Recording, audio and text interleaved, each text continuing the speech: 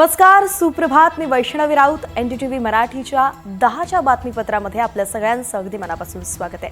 या बातमीपत्रामध्ये आपल्याला अगदी तुमच्या गावापासून ते तालुका, जिल्हा आणि देशात तसंच आंतरराष्ट्रीय स्तरावरती काय घडतंय हे सगळं काही जाणून घ्यायचंय. अगदी राजकारणात बऱ्याच घडामोडी घडतायत, अनेक दौरे आज आहेत आणि त्या दौऱ्यांसंदर्भात सुद्धा आपल्याला माहिती घ्यायची आहे आणि अशाच एका दौऱ्यानं आपण आता सुरुवात करतोय. दौरा आहे तो म्हणजेच अत्यंत महत्त्वाचा. मात्र त्याआधी मुंबईकरांसाठी एक सगळ्यात महत्त्वाची मोठी बातमी आहे.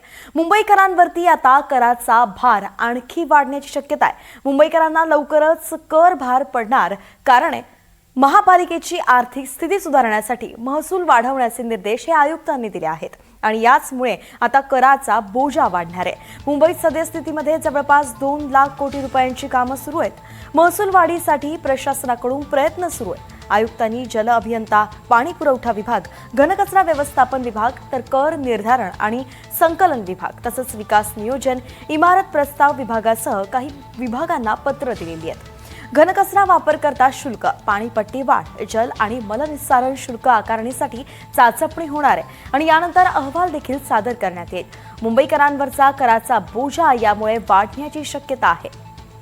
आपण पाहतोय देशातली सगळ्यात मोठी महापालिका आपण म्हणून मुंबईला ओळखलं जातं. मात्र याच महापालिकेच्या तिजोरीसाठी आता करवाढीची शक्यता वर्तवली जाते. मुंबईकरांवरती कराचा आणखी भार पडणार आहे का, अशी शक्यता वर्तवली जाते.